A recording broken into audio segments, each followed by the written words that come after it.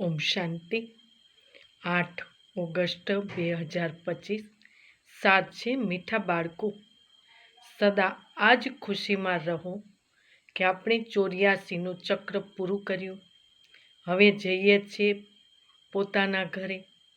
બાકી થોડા દિવસોમાં કર્મ ભોગ છે. પ્રશ્ન છે, વિકર્મજીત બનવા માટે બાળકોએ વિકર્મોથી બચવા માટે કઈ વાત પર બહુ ધ્યાન આપવું જોઈએ? ઉત્તર છે, જે સર્વ વિકર્મોની જડ દેહ અભિમાન છે, તે દેહ અભિમાન ક્યારેય ન આવે આ ધ્યાન આપવાનું છે. તેના માટે વારંવાર દેહી અભિમાની બની બાપને યાદ કરવાના છે. સારા અને ખરાબનું ફળ જરૂર મળે છે. અંતમાં વિવેક અર્થાત ખ્યાલ અંદર જ અંદર પતાવે છે.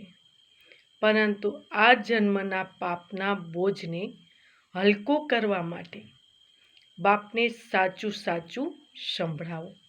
ઓમ શાંતિ.